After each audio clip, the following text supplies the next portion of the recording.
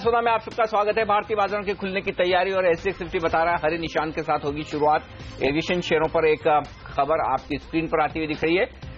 रुपया कमजोर हुआ है, उसका थोड़ा फायदा मिला है लगता है। यहां पर एटीएफ के दाम घटाए गए हैं तो पीटे पिटाए एविएशन शेयरों के लिए थोड़ी राहत की बात। खासतौर से इंटरग्लोब कल 4-5% टूटा था।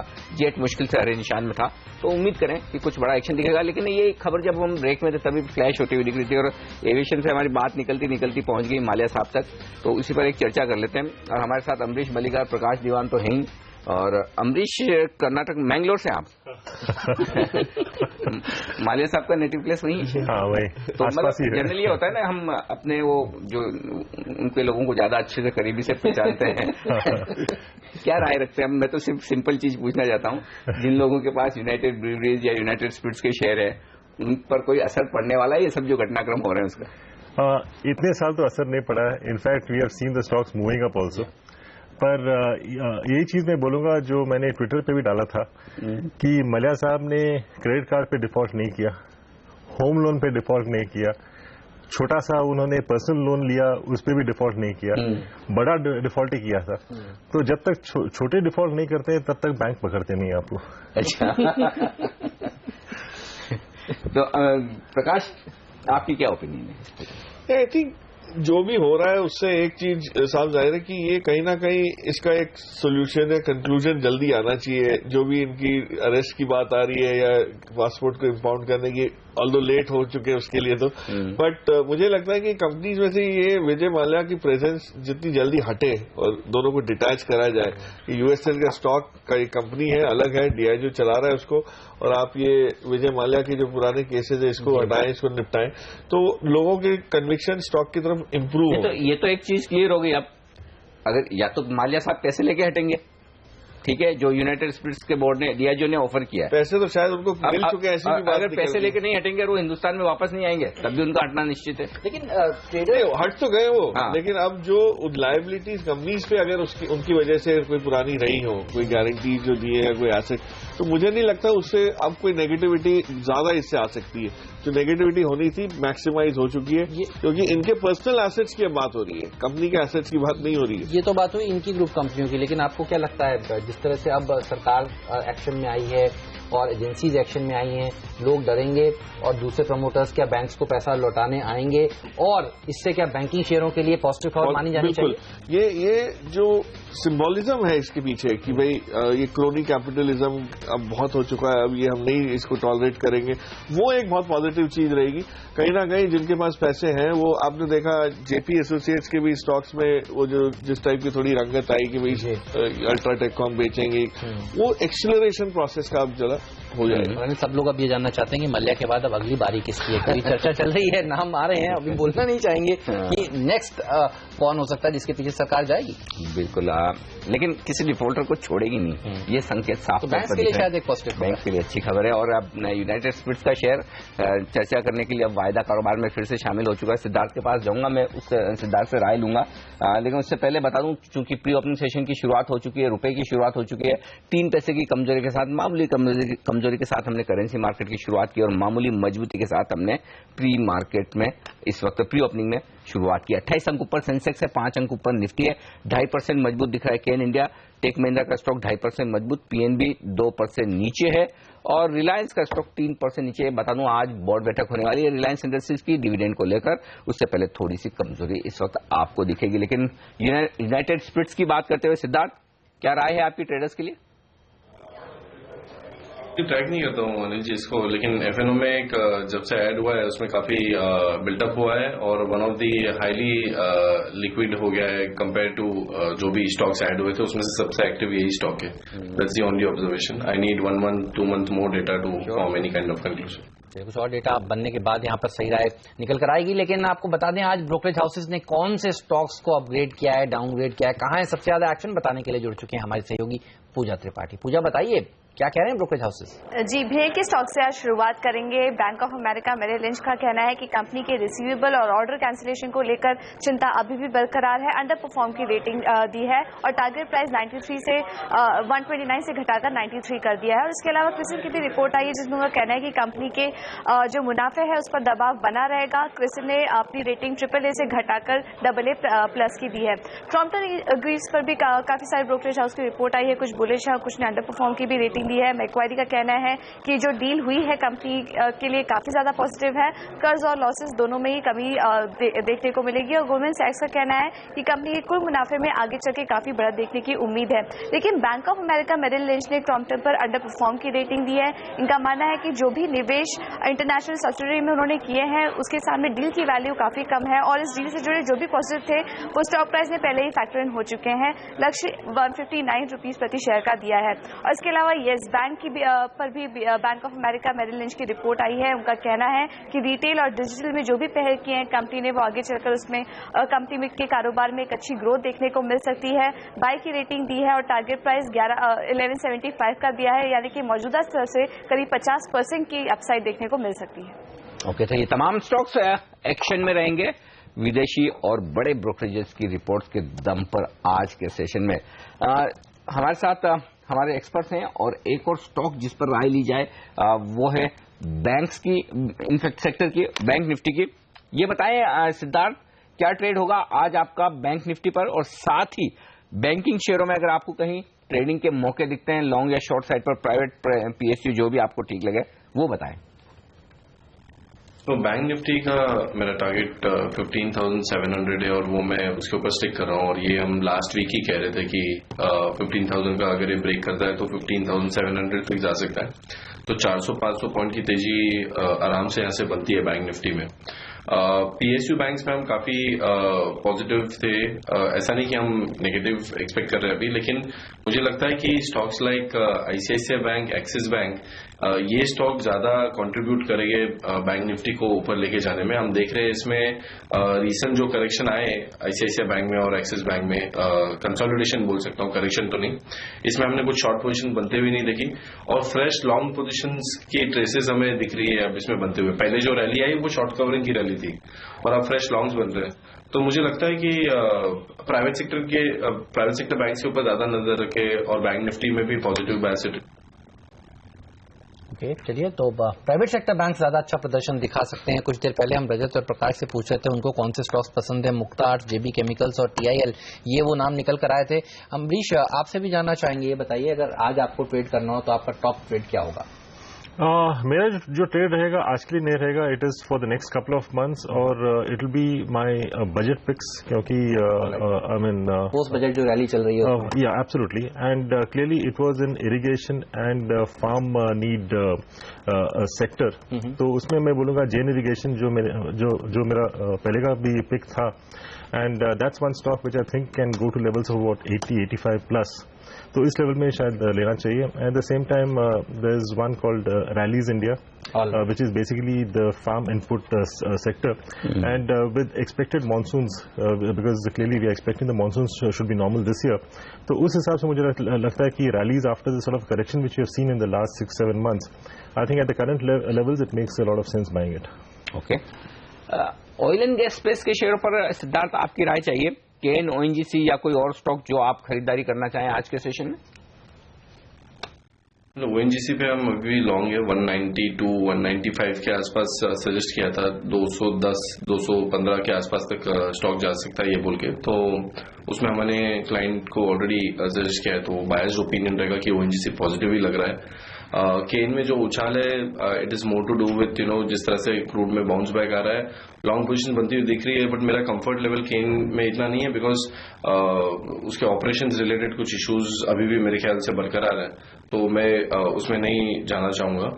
रिलायंस एक स्टॉक है जो काफी तेजी दिखा रहा है और मुझे लगता है कि ये स्टॉक में ज्यादा मंदी नहीं होने वाली है, तो थोड़ी भी अगर डिप्स अगर मिलती है तो रिलायंस में बाय किया जा सकता है। और OMCs पे मैं इतना बुलिश नहीं हूं, तो जिसके पास लॉन्ग पोजीशंस है हिंद पेट्रो या IOC जैसे स्टॉक्स में, उसमें थोड़ी लॉन्ग अनवाइंडिंग करे, ये सलाह रहेगी। राइट, चलिए, तो ये रहा ऑयल एंड गैस स्पेस पर। लेकिन रजत, भेल का चार्ट देखकर बताइए ये कैसा लगता है। कुछ देर पहले पूजा हमारे साथ जुड़ी थी जो बता रही थी कि Bank of America Merrill Lynch ने इसको अंडर परफॉर्म की रेटिंग दी है, लक्ष्य 129 से घटाकर 93 रुपीज कर दिया है। इसके अलावा क्रिसिल ने भी इसको डाउनग्रेड किया है।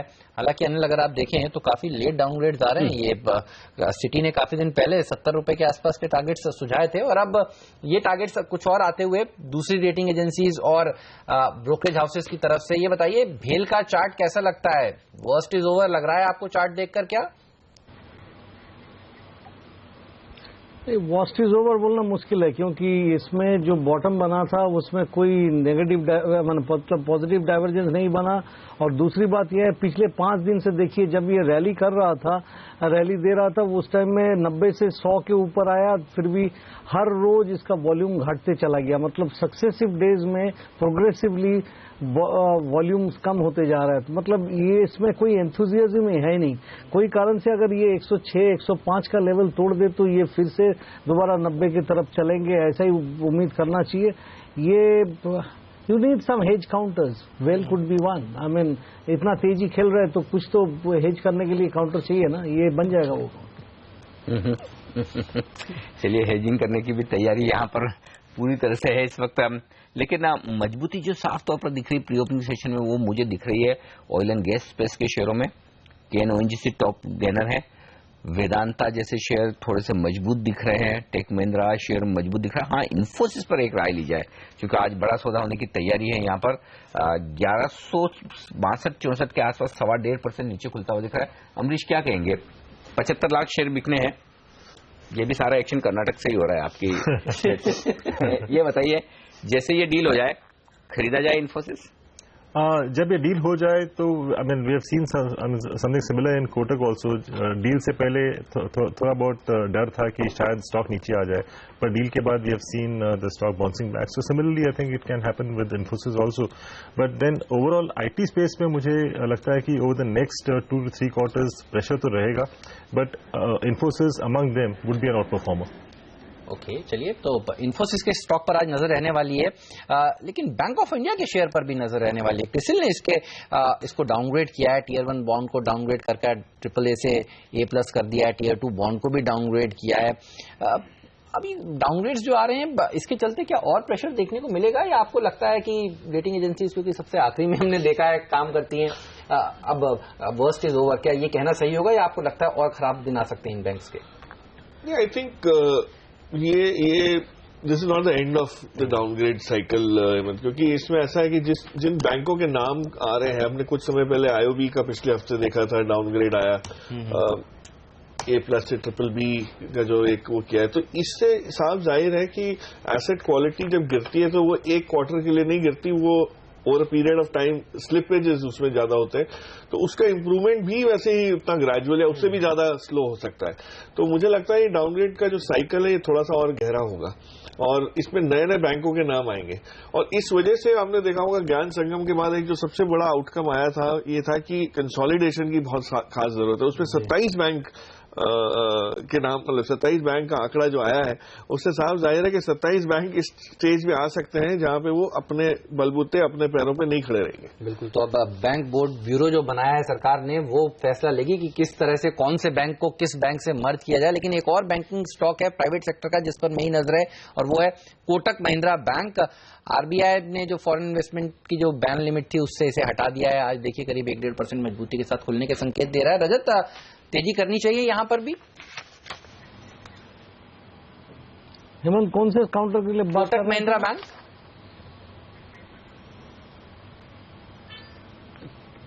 देखिए, सभी बैंकों ने अभी जिस तरीका का मूवमेंट दिया है, कोटक महिंद्रा में भी थोड़ा सा ऊपर की तरफ मूवमेंट तो दिया है, लेकिन 665 से लेके 670 का बीच में जो सप्लाई है वो सप्लाई ये 5 दिन से पार नहीं कर पा रहा है। आज के दिन अगर 670 पार करके ऊपर चलने लगे तो उम्मीद कीजिए कि 680 से 685 तक मिनिमम एक रन हो सकता है, लेकिन 665 से 670 का स्तर पार करना काफी क्रूशियल रहेगा। वो पार किए बगैर कुछ खास ऊपर की तरफ मूवमेंट मत उम्मीद कीजिए। ओके, तो ये है राय इस स्टॉक पर। एक और स्टॉक है जहां पर मैं खबर देख रहा हूं, DHFL। यहां पर बोर्ड ने फंड रेजिंग को मंजूरी दी है 5,100 करोड़ का यहाँ पर सिक्योर्ड या अनसिक्योर्ड लोन लेने को। DHFL के यहाँ पर चार्ट पर बताए रजत, क्या राय बनती है आपके? मेरे ख्याल से ये आपकी टीम में शामिल था। जी हाँ, आज टीम में था। आज दरअसल लेट सेंसेक्स के ऊपर सिलेक्टर्स बुलिश थे। ओके, तो यहाँ पर NBFC और NBFC स्टॉक्स मजबूत भी दिख रहे हैं। तो DHFL पर राय ने रजत चार्ट के लिहाज से? देखिए 179 इसका 50 डे एक्सपोनेंशियल मूविंग एवरेज है। पिछले 2 दिन से 50 डे मूविंग एवरेज इसको रोक के रखा है। आज के दिन अगर 179 क्रॉस करके ऊपर चले तो आप उम्मीद कीजिए कि ये 187 से 190 तक ऊपर की तरफ मूवमेंट दे पाएगा। अगर नहीं कर पाता है तो ये देखिए कि ये नीचे 172, 173 का जो सपोर्ट है वो सपोर्ट तोड़ता है या नहीं तो ये रेंज बाउंड मूवमेंट ही देगा। But 179 is the most crucial level for today. Okay, चलिए तो इस शेयर पर आज जरूर नजर रखिएगा। साथ ही आप देखिए काफी सारे छोटी छोटी कंपनियां हैं जो अच्छा प्रदर्शन दिखा सकती हैं। आज एजुकेशन स्पेस के शेयर देखिए, एडुकॉम्प, एपटेक, एवरॉन, यहाँ पर मजबूती देखने को मिल रही है। लेकिन एक सेक्टर जिस पर सबकी नजर होगी वो बैंक्स पर है। आप देखिए आज फिर से बैंकिंग शेयर मजबूती के साथ खुलने के संकेत दे रहे हैं। बैंक निफ्टी करीब 0.5% मजबूत है और काफी सारे बैंक्स हैं। और ऑयल एंड गैस स्पेस के शेयर देखिए, ONGC 2% मजबूत खुलने की तैयारी करता हुआ। बिल्कुल, तो यहीं से आज की लीडरशिप आती हुई आपको दिखेगी।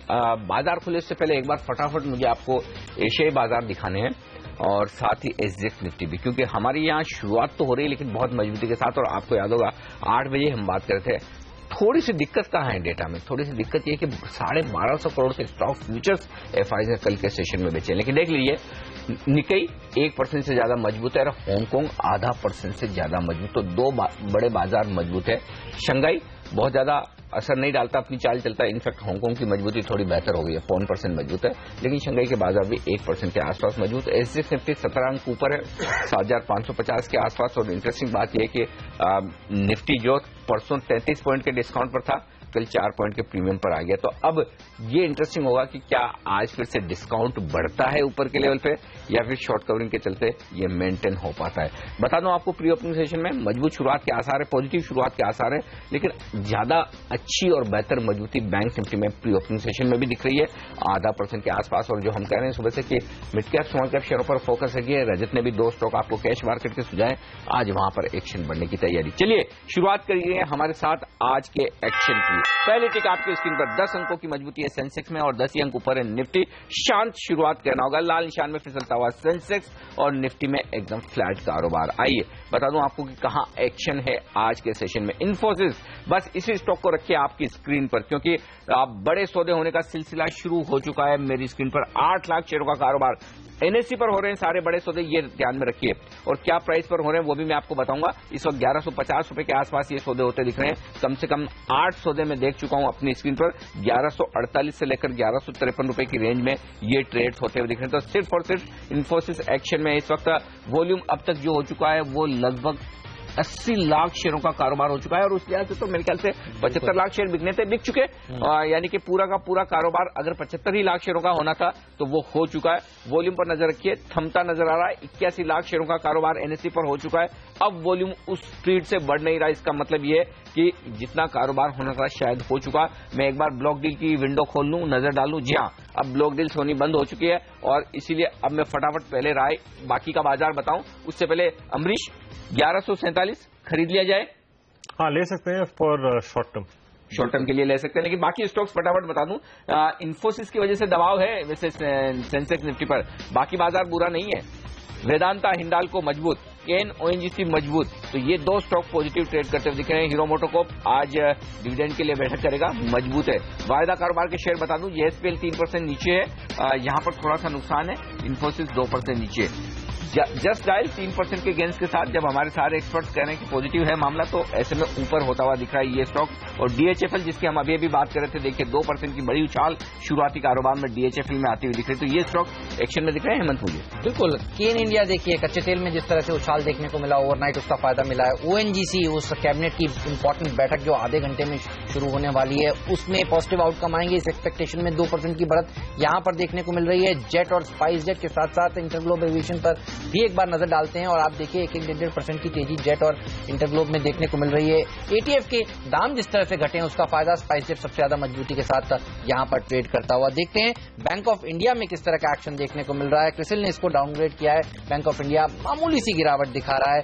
भेल को डाउनग्रेड किया है Bank of America Merrill Lynch ने, 129 से टारगेट घटाकर 93 किया है। तो थोड़ा सा दबाव यहां पर देखा जा रहा है और क्रिसिल के डाउनग्रेड का भी असर भेल पर देखने को मिल रहा है। लेकिन आप देखिए बाकी चौतरफा तेजी देखी जा रही है, खासतौर पर मिड कैप काउंटर्स में काफी तगड़ा एक्शन देखने को मिल रहा है। यहां पर एडुकॉम जैसे स्टॉक्स, NIIT लिमिटेड, एवरॉन, ये पूरा का पूरा पैक एनल अच्छा प्रदर्शन दिखाता हुआ। ONGC नहीं, MRPL भी देखिए अच्छी तेजी दिखा रहा है। एप्टेक एक और ऐसा स्टॉक है एजुकेशन स्पेस का जो 2.5% मजबूत है। MTNL में तेजी देखने को मिल रही है। तो छोटे छोटे स्टॉक्स हैं, सुजलॉन जैसे, जैन इरिगेशन एक स्टॉक था जो हमारे एक्सपर्ट अम्बरीश बलिगा कह रहे थे कि खरीदारी करिए लॉन्ग टर्म के लिए, यहां पर तेजी है।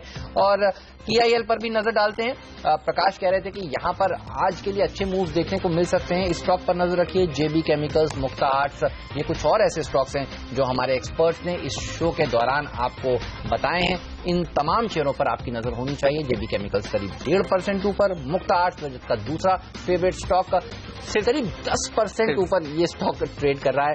और TIL एक और ऐसा स्टॉक है जो प्रकाश ने सुझाया था आपको बाजार खुलने से काफी पहले, और ये शेयर उनको पसंद था। इन सब स्टॉक्स पर आज नजर होनी चाहिए। हमें जब फंडामेंटल और टेक्निकल दोनों राय मिलकर आए और दो दिग्गज हमारे प्रकाश दीवान और रजत बोस दोनों मिलकर कहें कि मुक्ता आर्ट्स खरीदे, तो फिर स्टॉक का वो ये रनअप आना लाजमी है।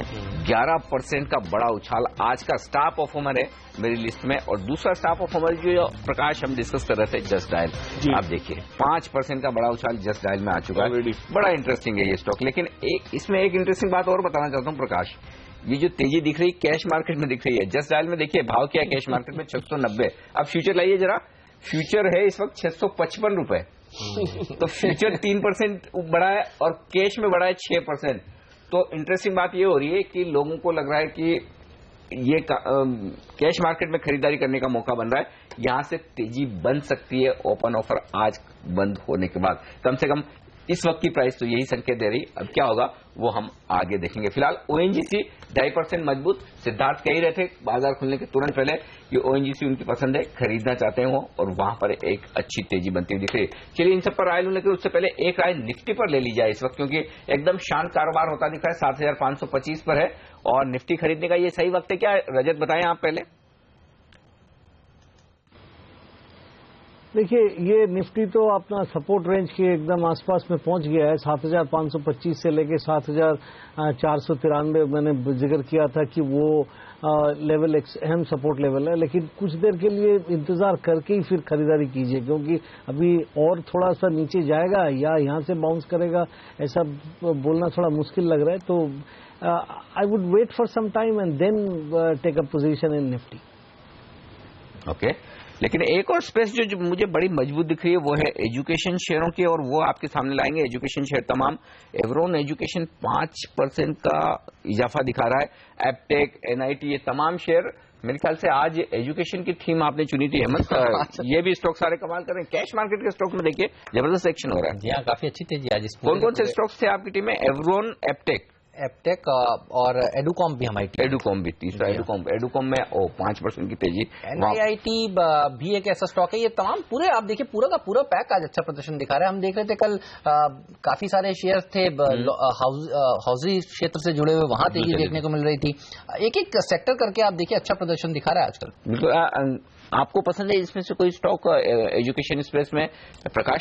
सिर्फ MT एजुकेशन जो आज शायद नहीं बड़ा होगा, क्योंकि कल एक ब्लॉक हुआ था उसमें। हाँ, तो वो उसकी रफ्तार और उसके पैटर्न थोड़ा सा इन शेयरों से अलग है। ये सारे बेसिक एजुकेशन वाले हैं, स्कूलिंग से इन्वॉल्व है, तो हो सकता है कहीं ना कहीं जो बजट में अनाउंसमेंट आए उससे लोग और पढ़ाई लिखाई की तरफ खींचे जाएंगे। हेमंत ने चुना है तो कोई बड़ा कारण भी होगा, बट अदरवाइज कोई इसमें खास ऐसे कोई फंडामेंटली बहुत स्ट्रांग चीज ऑफर करें, एक्सेप्ट फॉर NIT। वो भी एक अलग है कि भाई जो डिजिटल लिटरेसी की जो बात की थी प्राइम मिनिस्टर ने, उस पर थोड़ा सा अगर ध्यान दें तो वहां भी एक एडवांटेजियस पोजीशन हो सकती है। बट हमने कई जगह NIT से कई प्रोमिसेस देखी, बट अभी तक उसका ट्रांसलेशन देखना बाकी है, तो इसलिए बहुत पॉजिटिव मैं सारे क्षेत्र पे नहीं।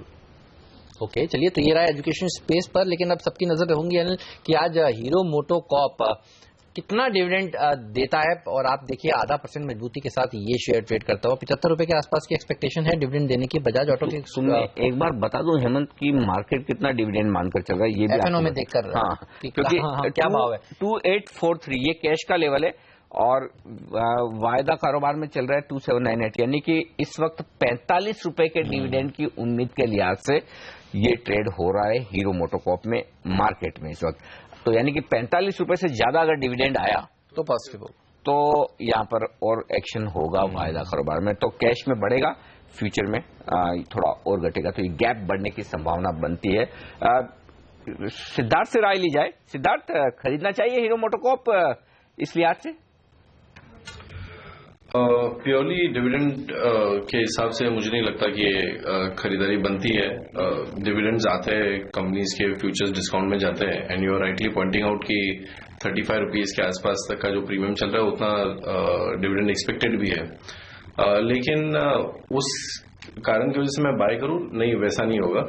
हीरो मोटोकॉर्प पे आप देखा है कि 2500 से लेके 2850 है, ये बहुत तगड़ा मूव आया, और दिस इज प्रीडोमिनेटली जो रूरल स्पेंडिंग के ऊपर बात की है उसकी वजह से हीरो मोटोकॉर्प में इतना राइज आया है। मुझे लगता है कि थोड़ा कंसोलिडेशन होगा, हो सकता है कि 2800 2775 तक ये स्टॉक आए, एक कंसोलिडेशन और एक हफ्ता देके ये स्टॉक में वापस एक स्पर्ट आ सकता है। शॉर्ट ना करें, dividend is not a reason to go long, लेकिन इसका जो चार्ट स्ट्रक्चर और जिस तरह से डेटा में हमने लॉन्ग पोजीशन बिल्टअप देखी है उसके हिसाब से ये बाय बनता है। और अनिल जी, मैं जस्ट डायल के ऊपर भी कमेंट करना चाहूंगा, because you guys were discussing about futures and spread. Company just trying to support the stock prices by doing this buybacks and all. Otherwise मुझे नहीं लगता है कि ये बायबैक के चक्कर में लोगों को इसमें फ्रेश इन्वेस्टमेंट करना चाहिए, ताकि company is going to take it 1550 के भाव पे। Stay away from this stock, don't get attracted by this buyback and don't form any fresh long positions. ये क्लियर कट एडवाइस रहेगी। बिल्कुल, तो साफ तौर पर जस्ट डायल के चक्कर में फंसे नहीं, ये राह है, और वाकई में तो फंसने वाला काम है ये। बिल्कुल, और हमने देखा है किस स्पीड से ये शेयर नीचे आया है, एक बड़ा वेल्थ डिस्ट्रक्टर रहा है। बहरहाल आज जरूर ट्रेडिंग के मूव्स दे रहा है ये ऊपर में। आप देखिए सबसे ज्यादा एफएनओ में चलने वाला शेयर शायद जस्ट डायल का ही है। जी हाँ, यही शेयर सबसे अच्छा प्रदर्शन इस समय दिखा रहा है, लेकिन एक कॉशियस रहा है यहाँ पर निकल कर आती हुई। बाजार थोड़ा सा आप देखिए 75 अंक नीचे इस समय सेंसेक्स है, 11 अंक नीचे इस समय निफ्टी है, लेकिन अच्छी बात नहीं ये है कि 7500 को होल्ड कर रहा है, उसके ऊपर टिका हुआ है, और मिड कैप्स में आज जबरदस्त एक्शन देखने को मिल रहा है। मुक्ता आर्ट्स एक बार फिर से देखते हैं, हमारे दो एक्सपर्ट्स ने बताया था किस तरह का प्रदर्शन दिखा रहा है। आप देखिए काफी सारे स्टॉक्स हैं जो आज हमने आपको बाजार खुलने से पहले बताया और अच्छा प्रदर्शन दिखा रहे हैं। 13% ऊपर अब ये शेयर ट्रेड करता हुआ दिख रहा है, लेकिन इन्फोसिस में रिकवरी दिख नहीं रही है। ये बताइए 13% का जो आप मूव बोल रहे हैं मुक्ता आर्ट्स में, इसके साथ में मैं एक बात और जोड़ना चाहता हूं। मैं देख रहा हूं 10 दिनों का जो एवरेज वॉल्यूम है वो है 78,000 शेयरों का, और अभी शुरुआत के 10 मिनट में जो कारोबार हुआ है वो 2,60,000 शेयरों का, यानी कि 4 गुना वॉल्यूम शुरुआती 10 मिनट में। तो सीएनबीसी आवाज नंबर 1 चैनल के ऊपर नंबर 1 एक्सपर्ट्स अगर इस तरह की बात करेंगे तो इस तरह का वॉल्यूम चॉइस ये स्टॉक तो रजत ने चुना है, मैंने तो सिर्फ इसका मेरा व्यू बताया है। आप चाहे तो नहीं, आप चाहे रजत को क्रेडिट दे दीजिए, कोई दिक्कत नहीं है। रजत और टारगेट भी उनका पूरा हो चुका है 60%। हमारी तो 60% क्रेडिट रजत को, 40% आपको। रजत ये बताइए आप क्या करें, आपका टारगेट पूरा हुआ है क्या? ट्रेलिंग स्टॉप लॉस के साथ बने रहे हैं और ऊपर जा सकता है? देखिए हेमंत, इसके पहले मैं प्रकाश या आप सबको एक चीज बोलना चाहता है कि मेरा मोटो है you can get a lot of things done provided you don't mind who gets the credit. So प्रकाश जो फंडामेंटल सहारा दिया है वो बहुत अच्छा लगा मुझको, क्योंकि उसमें इन्वेस्टर को एक स्ट्रेंथ आया कि हाँ खरीदारी करे, और जो मैंने मध्यम से लंबी अवधि के लिए लेने के लिए बोला उनका खुलासा करने के बाद में तो और भी उसमें ये है। तो I would definitely compliment Prakash for doing this, और इसमें बने रहना कोई बात नहीं है, ये इसमें बने रह सकते हैं। हम तो बोलेगा ये आप 1 से 3 साल की नजरिया लेके ले लीजिए, ये पैसा देगा। बिल्कुल, चलिए तो 1 से 3 साल तक भी आप होल्ड कर सकते हैं शेयर को। लेकिन क्विकली इन्फोसिस यहाँ पर अभी कुछ रिकवरी देखने को मिल रही, मौका है यहाँ पर खरीदारी कर लेनी चाहिए क्योंकि जो हिस्सेदारी बिकनी थी बिक चुकी है। और टीसीएस और दूसरे आईटी शेयरों पर भी अपनी राय दीजिए। केवल टेक महिंद्रा मुझे दिख रहा है जो 1.5% मजबूत है, बाकी आईटी सेक्टर्स में थोड़ा सा प्रेशर देखने को मिल रहा है आज प्रकाश।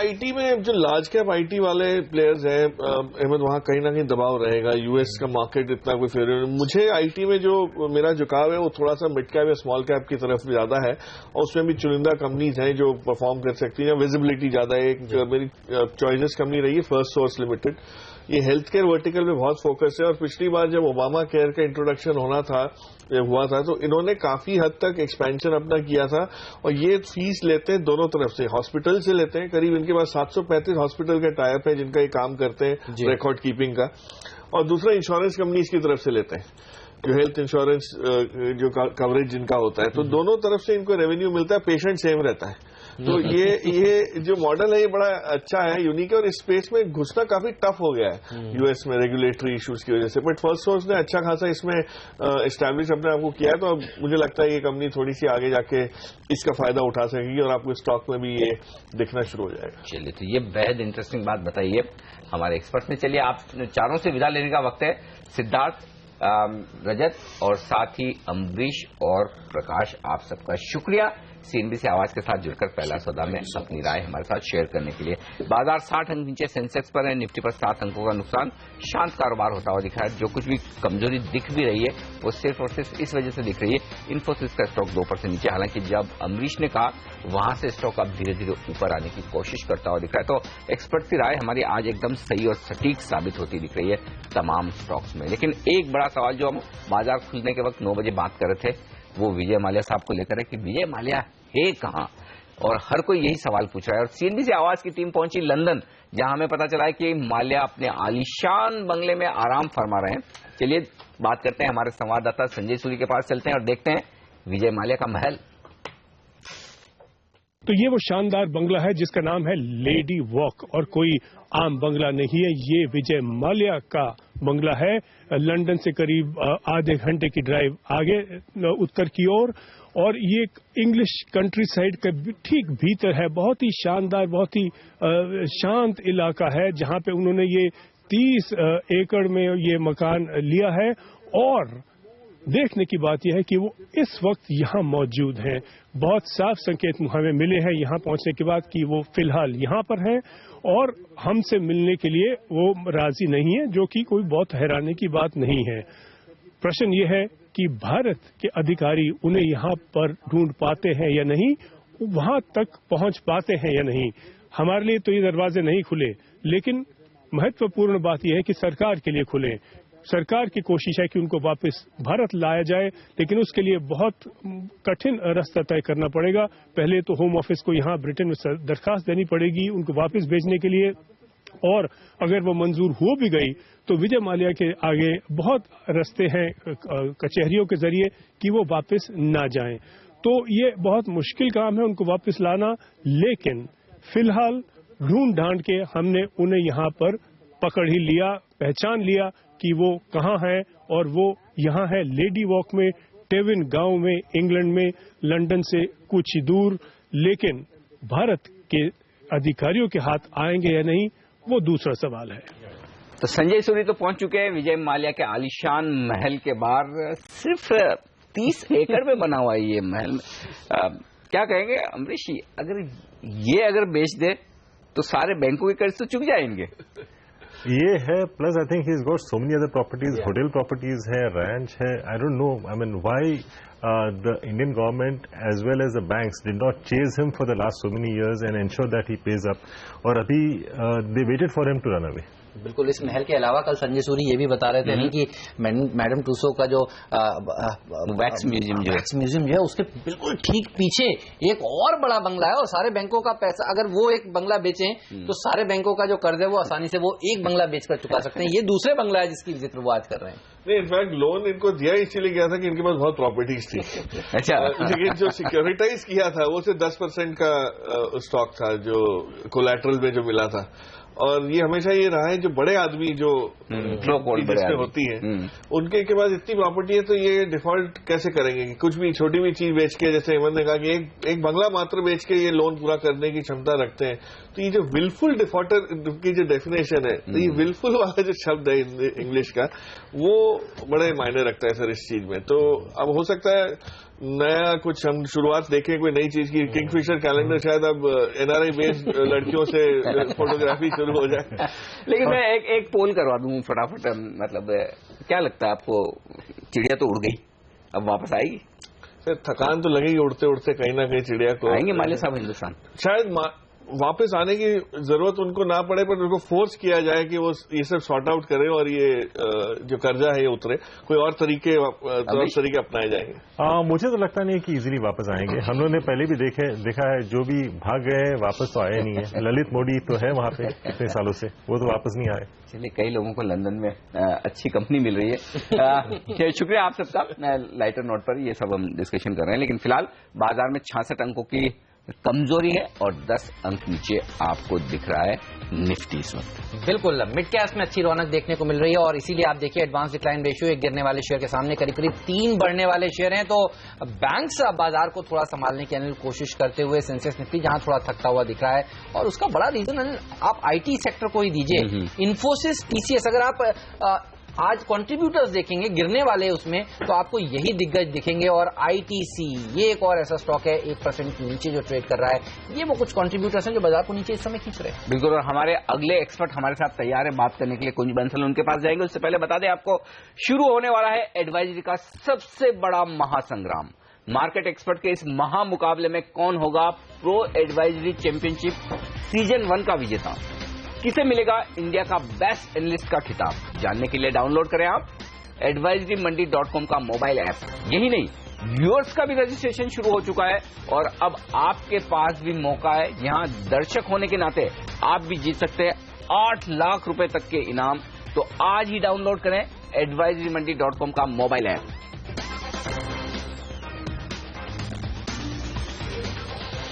चलिए, तो काफी सारे मौके हैं आपको इनाम जीतने के, और बाजार में इस ऐप को आप फटाफट अभी डाउनलोड करें। लेकिन हमारे साथ अब सेंट्रम ब्रोकिंग के ईडी और सीआईओ कुंज बंसल जी भी जुड़ चुके हैं। बंसल साहब, स्वागत है आपका सीएनबीसी आवाज पर। पिछले 6 दिनों से भारतीय बाजारों में लगातार तेजी देखने को मिल रही है। आज जरूर थोड़ा सुस्ती बनी हुई है, लेकिन मार्केट ब्रेथ देखिए अभी भी पॉजिटिव है। क्या लगता है, ये तेजी और थोड़ा कंटिन्यू हो सकती है? कितनी और तेजी हो सकती है मार्केट में? सब यही जानना चाहते हैं, आपसे जानना चाहेंगे हम ये सवाल का जवाब।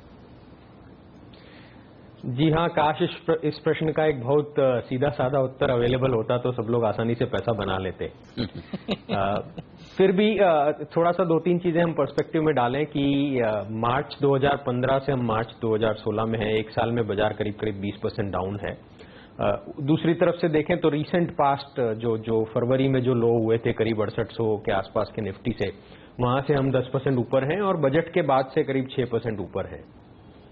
तो अच्छी स्ट्रेंथ देखने को मिली है। ऑफ कोर्स दोनों फैक्टर्स रहे हैं। जब गिरा था तब भी ग्लोबल वोलेटिलिटी या इमर्जिंग मार्केट्स में से और इवन डेवलप्ड मार्केट में से ग्लोबल फंड्स का आउटफ्लो एक बहुत बड़ा कारण था, और यही कारण अभी भी रहा है कि पिछले कुछ दिनों में, स्पेशली मार्च के महीने में, हमने ग्लोबल फंड्स इनफ्लो वापस देखा है और ग्लोबल वोलेटिलिटी भी कम हुई है।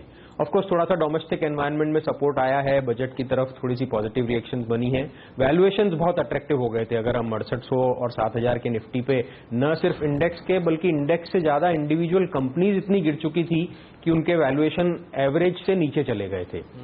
तो ये सब कारण थे कि बाजार में अच्छा इंटरेस्ट आया है।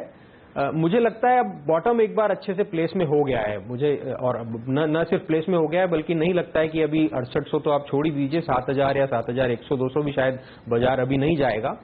ऊपर जाने के लिए थोड़ा सा अभी भी पॉजिटिविटी बाकी है, बट अब धीरे धीरे हम एक रेंज बाउंड मूवमेंट में चले जाएंगे जब तक कि अगले 2-3 फैक्टर्स का इंपैक्ट मार्केट पे नहीं देख लिया जाए, जिनमें मार्च का रिजल्ट सीजन जो अब शुरू हो जाएगा थोड़े ही दिनों में, और आरबीआई की मॉनेटरी पॉलिसी। तो आप उम्मीद कर रहे हैं कि आरबीआई मॉनेटरी पॉलिसी में या उससे पहले ब्याज दरें घटाएगा, जो एक आम राय बन गई थी बजट के बाद, अब धीमे धीमे लोग भूल रहे हैं, लेकिन क्या एक कभी भी सरप्राइज आ सकता है, और क्या इसी वीकेंड पर? जी नहीं, मतलब आने को जरूर आ सकता है। आरबीआई अपनी खुद और गवर्नर उनकी खुद मनमर्जी के मालिक हैं, पर मुझे नहीं लगता कि वो निश्चित तिथि के पहले कुछ ऐसा एक्शन लेंगे। लेकिन पॉलिसी में होगा ना, लेकिन 5 अप्रैल को ही होगा। अब वो एक और दूसरा बड़ा क्वेश्चन है। मैं ये ऐसा इसलिए कह रहा हूं कि हम देखें तो सेकेंडरी मार्केट में 10 ईयर यील्ड में जो पूरा कट करीब 100-125 बेसिस पॉइंट का पिछले एक साल का हम लें तो बीच में पास ऑन हो गया था और अभी फिर से पास ऑन, मतलब अब की जो रेट है उनमें वो पास ऑन दिख नहीं रहा है। तो एक बड़ा प्रश्न आरबीआई के सामने रहेगा कि अगर ट्रांसमिशन नहीं हो रहा है तो कट करना एक दिखने वाली एक्टिविटी हो गई, उसका एक्चुअल मूवमेंट और ट्रांसमिशन इंडस्ट्री में नहीं हो रहा है तो कट किया जाए या कोई और तरीके ढूंढे जाएं। तो ये एक प्रश्न जो बहुत बड़ा आरबीआई के सामने रहेगा और उसके बेसिस पे डिसीजन आएगा। ये बताइए, आज हम देख रहे हैं बाजार में जो सबसे ज्यादा प्रेशर बनाने का काम एक इंडेक्स कर रहा है वो आईटी इंडेक्स है, उसमें इन्फोसिस लीड कर रहा है 2.5% नीचे। एस गोपाल कृष्ण और शिबूलाल ने जो शेयर बेचे हैं करीब 75 लाख आज ब्लॉक डील में सुबह, उसके चलते थोड़ा सा प्रेशर देखने को मिल रहा है। आप इस इवेंट को किस तरह से रीड कर रहे हैं और इन्फोसिस पर अब क्या कॉल है? जी, तो एक तो मैं बता दूं अपफ्रंट की सेबी की गाइडलाइंस के टर्म्स में मेरे पास इन्फोसिस पे कोई रेडी व्यू नहीं है, पर 2-3 तथ्य दर्शकों को और श्रोताओं को जान लेना जरूरी है। जो आज 70 लाख शेयर बिके हैं ये करीब करीब एनएससी पे एक दिन की ट्रेडिंग का 1/3 मतलब, और बल्कि एनएससी पे करीब 15 से 20 लाख की ट्रेडिंग रोज होती है। तो ये 3 दिन का वॉल्यूम है जो एक साथ हुआ है। अब नेचुरल है 3 दिन का वॉल्यूम अगर एक साथ होता है तो थोड़ा सा शेयर प्राइस में ड्रॉप मिलता है। ऑफकोर्स बेचने वाले को भी थोड़ा सा डिस्काउंट करंट रेट पे देना पड़ता है, तो उस वजह से ये प्रेशर है। मुझे नहीं लगता कि ये प्रेशर कोई नेगेटिव साइन है, या ये हो सकता है ये प्रेशर ज्यादा रहे भी नहीं, और या तो आज में नहीं तो आने वाले कुछ दिनों में ये जो 1-2% की गिरावट आई है वो नॉर्मलाइज हो जाएगी।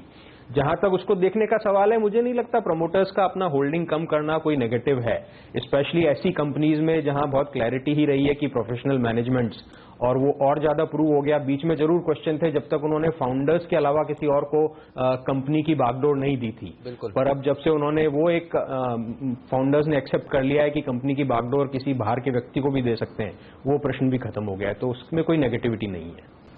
ओके, तो ये रहा है इस वक्त आईटी शेयरों पर, और उस लिहाज से आप देख सकते हैं कि एक्शन आज थोड़ा नेगेटिव साइड पर आईटी शेयरों में दिख रहा है।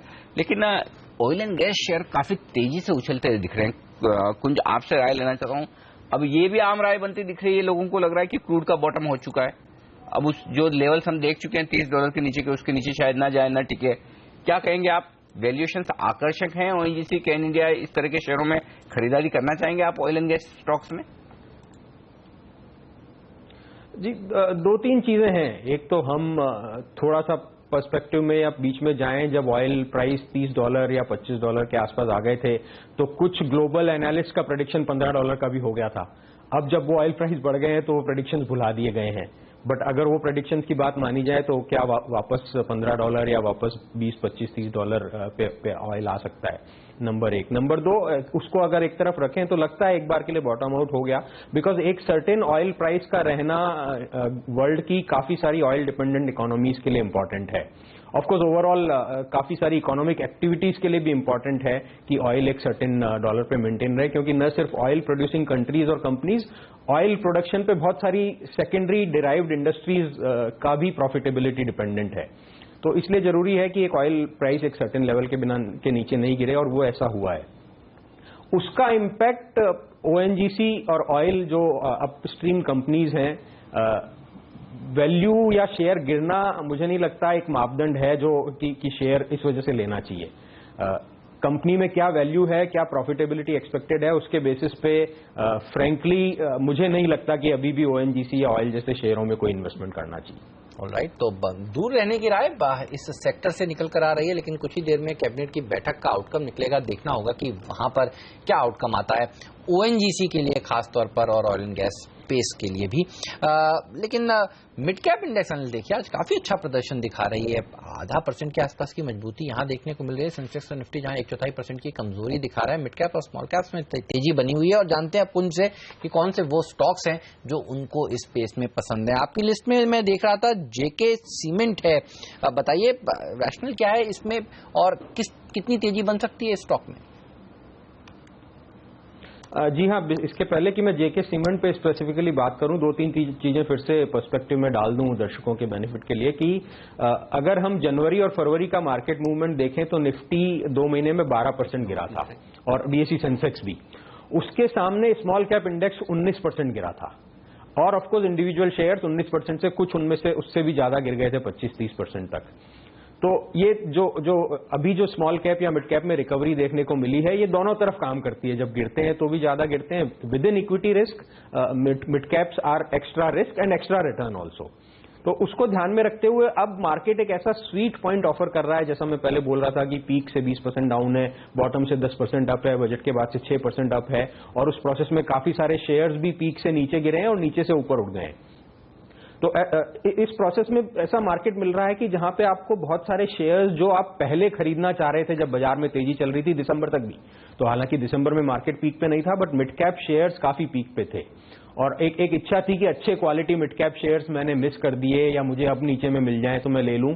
तो ये एक मौका है जो मिस नहीं करना चाहिए। रिटर्न हो सकता है शॉर्ट टर्म में नहीं आए, ऐसे शेयरों में जेके सीमेंट एक शेयर है जो ऊपर से करीब 700 रुपए का शेयर अभी 520, 25, 30, 40 रुपए में मिलता है। खाली प्राइस मूवमेंट नहीं, ये एक ऐसा शेयर है जिसमें सबड्यूड एनवायरनमेंट होने के अलावा भी अगर हम दिसंबर क्वार्टर पे नंबर्स डालें तो कंपनी व्हाइट सीमेंट और ग्रे सीमेंट दोनों का प्रोडक्शन करती है और उसमें 16% और 11% का रफली वॉल्यूम ग्रोथ था दिसंबर क्वार्टर में भी, जैसा मैंने कहा कि ओवरऑल एक मंदी का एनवायरनमेंट होने के बावजूद भी।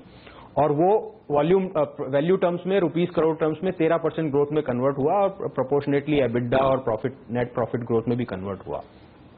अभी करीब 7 से 8 टाइम ईवी एबिडा पे ये शेयर मिल रहा है और कंपनी नई कैपेसिटीज भी डाल रही है।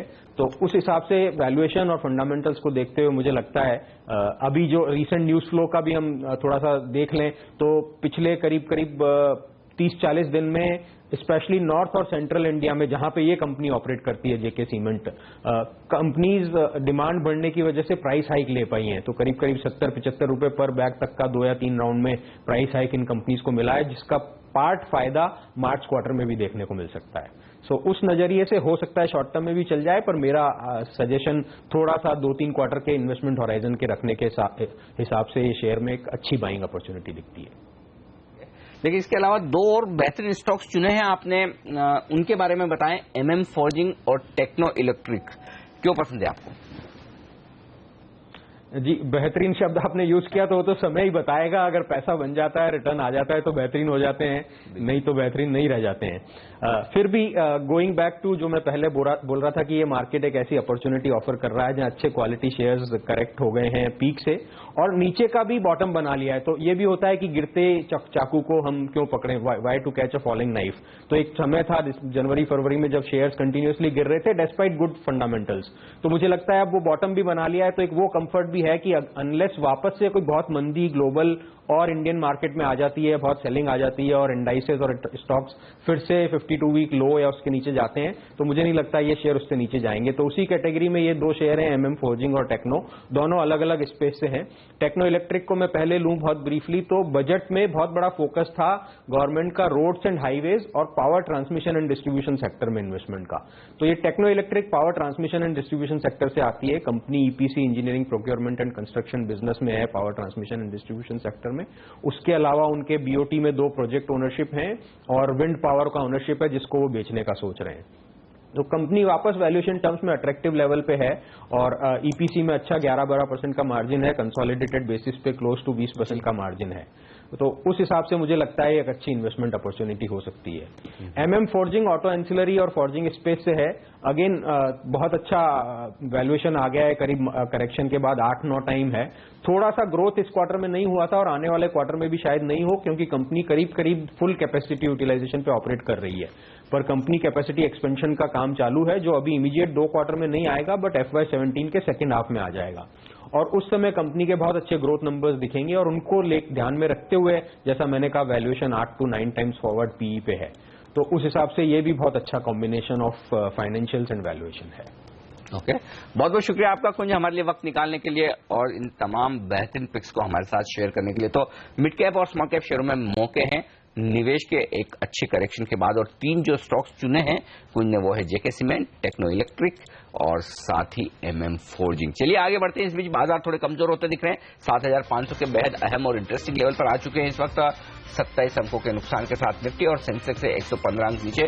इंडिया इन्फोलाइन के executive vice president Sanjeev Bhasin साहब कार्यक्रम में शामिल हो रहे हैं हमारे साथ इस वक्त। भसीन साहब गुड मॉर्निंग, स्वागत है आपका CNBC आवाज पर। बताइए क्या किया जाए, 7,500 पर अटकेगा लगातार 7 दिन मजबूत होने के बाद बाजार, या फिर तेजी बरकरार रहेगी? हाँ, गुड मॉर्निंग अनिल। 75.5 76 एक बड़ा पड़ाव है और वहां रेजिस्टेंस है।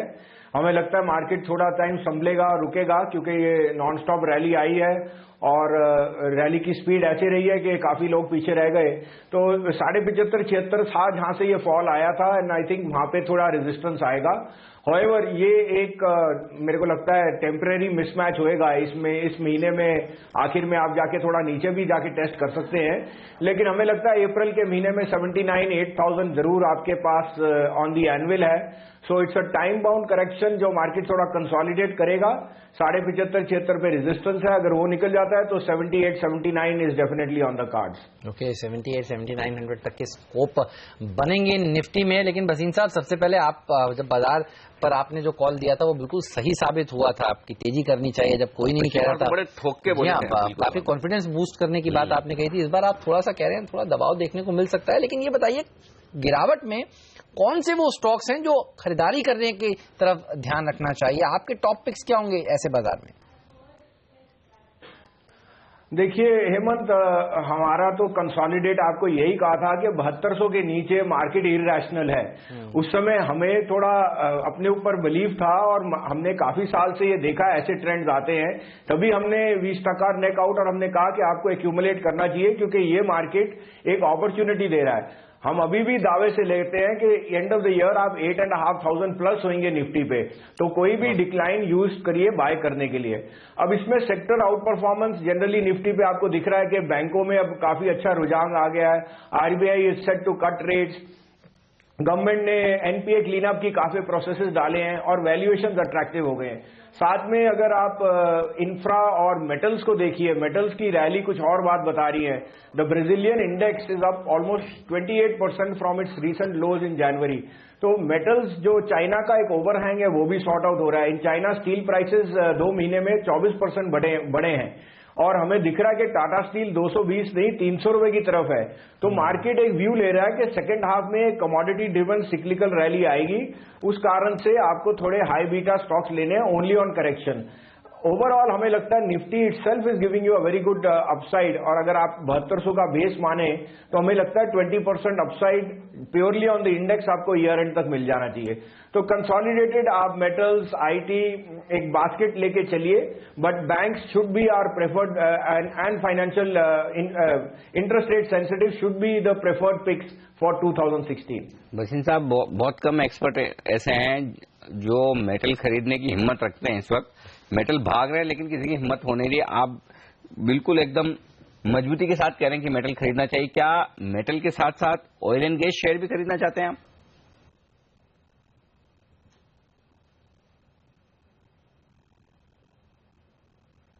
क्लाइंट्स फॉर एक कंसोलिडेटेड प्ले है on a number of businesses including shell gas, petchem, और जो आप उनके नए initiatives in Reliance Jio and Reliance retail है।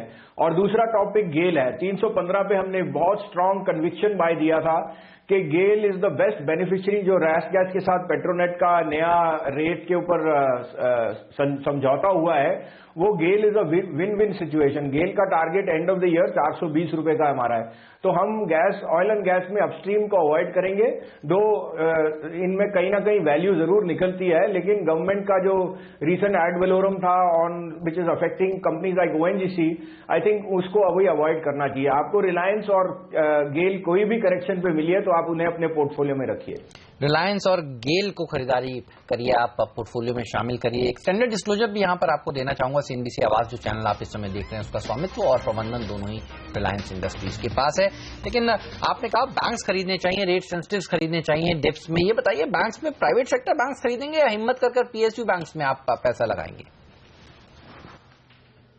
हाँ देखिए Hemant, opportunity is always Knox at your door, but उस समय फियर फैक्टर इतना था कि आप 150 रुपए पे स्टेट बैंक के पास नहीं आना चाहते थे।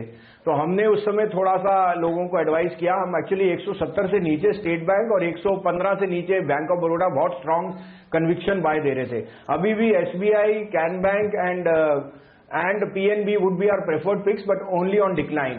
हाँ, और प्राइवेट में आउट परफॉर्मेंस दिख रही है आपको, येस बैंक, इंडसइंड बैंक और एक्सिस बैंक, ये तीनों प्लेस अच्छे हैं। देखिए, अगर स्टील सेक्टर और मेटल्स में रिवाइवल आएगा तो automatically corporate lenders like ICICI bank, state bank, bank of Baroda, PNB, इनमें NPAs का जो प्रोविजनिंग है वो कम हो जाएगा और on the other hand 2-3 quarter में वो बेटर होने के चांसेस हैं।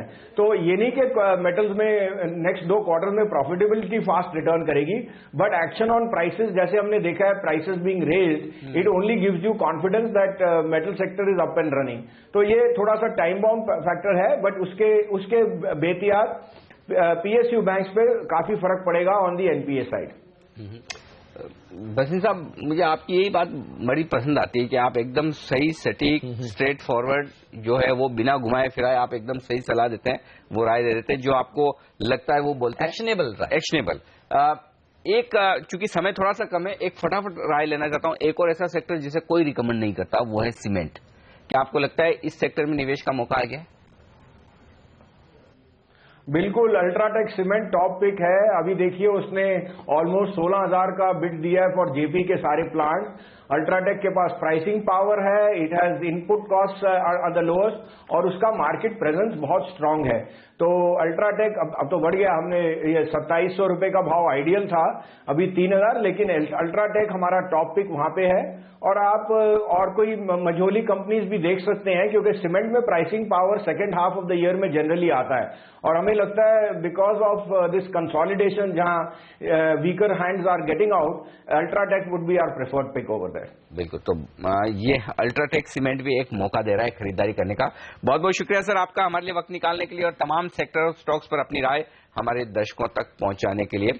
तो बेहद इंटरेस्टिंग कारोबार है आज के सेशन में। बाजार का 7,500 के आसपास कारोबार करता हुआ निफ्टी और FIs की स्टॉक फ्यूचर्स की बिकवाली का आंकड़ा बाजार पर थोड़ा भारी पड़ता हुआ दिख रहा है। फिलहाल पहला सौदा में आज के लिए इतना ही, लेकिन आप बने रहिए CNBC आवाज के साथ। ब्रेक के बाद कमोडिटी बाजार की ओपनिंग पर होगी नजर और आपके तमाम सवालों के जवाब भी देंगे। सौदा आपका लेकर आएंगे ब्रेक के उस पार। हमें दीजिए इजाजत, नमस्कार।